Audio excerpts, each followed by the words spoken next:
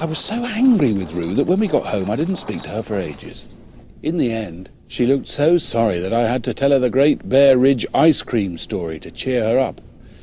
Once upon a time, I told her, the snow was so pure and clean that it tasted better than the finest ice cream.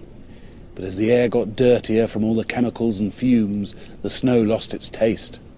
The last of the world's ice cream lay up on the Great Bear Ridge, and that's why we were going there, to get ice cream for Roo. Roo loved this story. I told it to her many times. I must admit I added bits. The fabulous chocolate mint chip that grows in the shade, or the delicious strawberry split found only at sunset. These were my own inventions. Afterwards, Roo felt much better and said she was very keen to get up there. That afternoon, we went down to Walrus to stock up on provisions for our journey to find the polar bears. We spent a long time searching for the shops, as everything lay buried beneath the snow. Eventually, we found the mailing station after Roo fell down the chimney. I bought a pair of wellies, some fish, cheese, candles and sausages. Roo bought a picture of a rabbit, an old bone and some jam labels. I wish she wouldn't waste her money. Afterwards, I played golf on the snowfields behind Walrus. I found that golf kept my spirits up. My first shot went into the sea. The second went down one of the crevices. As I was running low on golf balls, I decided to play just one last ball before I packed it in. I took my aim at the red flag, kept my eye on the ball, and gave it a mighty thwack with my one iron. The ball rose high into the blue sky, hung still for a moment as if deciding what to do next, and then fell in a graceful arc out of sight beyond the crevices. It was a magnificent shot, and I set off after it immediately to play the next. I went carefully past the crevices because if you fall down there, you're a goner. Then, in the distance ahead, I spied a small black shape lying in the snow. As I got closer, I realized that it was a little penguin, unconscious but still alive. And beside it lay my golf ball. My ball had hit him on the head. I wrapped the penguin up in my coat, zipped it up in my golf bag, and set off back to the cabin as quickly as I could. I laid it by the stove in a cardboard box to keep warm. Roo was very annoyed and said, why didn't I invite the whole of the Arctic into our home and be done with it? We could fill the place with walruses, Arctic foxes and seabirds, and we could sleep outside. We didn't speak again that night.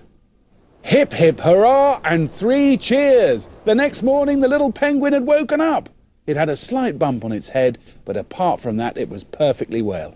It ate 6 dried fish for breakfast and went back to sleep. When I went outside to get wood for the stove, it struck me that something was wrong. At first I couldn't make up my mind what was wrong. Then I noticed the sky. One half of it was a deep blue, and the other was bright yellow. But even stranger than that was the sun and the moon. They were side by side. The sun had risen as it always does, but the moon hadn't gone where it normally goes during the day. It had stayed. I rushed back into the cabin, and then I noticed the calendar. It said that today was the 32nd of October, which couldn't be right, as October only has 31 days, and that day should be the 1st of November. Something very strange was happening, though, and I thought we should set off as soon as possible for Bear Ridge before it got any stranger. After harnessing Roo up to the trolley, I closed the door to our cabin and we set off at once towards the gentle slopes. I didn't look back in case I changed my mind.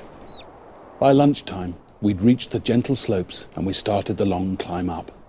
Once I looked back and saw the cabin, a tiny speck in the distance, and it brought a lump to my throat. Roo was pulling the trolley with great enthusiasm, no doubt driven along by the thought of ice cream. And so, by tea time, we were halfway up to the top. We stopped and pitched the tent, crawled inside and lit the stove, and after a large meal, we got into our sleeping bags. Penguin didn't, as he's used to sleeping without one. Disaster struck the next morning when a large gust of wind blew the tent away. We watched it float off over Blue Whale Bay. Fortunately, I'd taken the sleeping bags out earlier, or else it would have been a complete disaster. We carried on up the gentle slopes. The wind started to blow harder.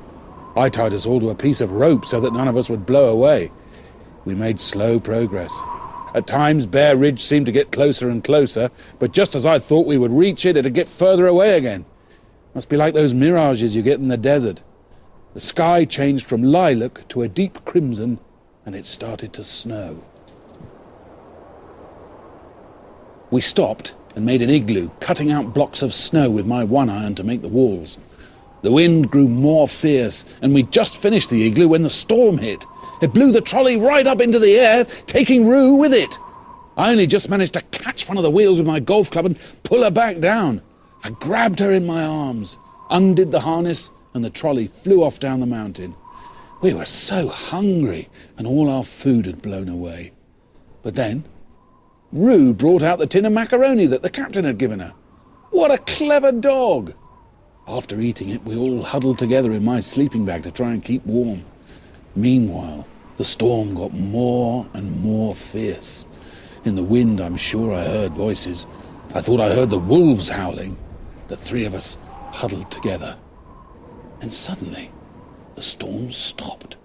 We all crawled out of the igloo. I only took my one iron and a few golf balls with me. We walked the last bit to the Great Bear Ridge under the warm sun. Penguin walked beside me, while Rue ran on ahead, as dogs always do. And at last, we reached the top. And then, we saw the most beautiful sight. The last polar bears were there, playing with their cubs, rolling in the snow, floating on icebergs. I've not spoken to them yet, but I will, right now.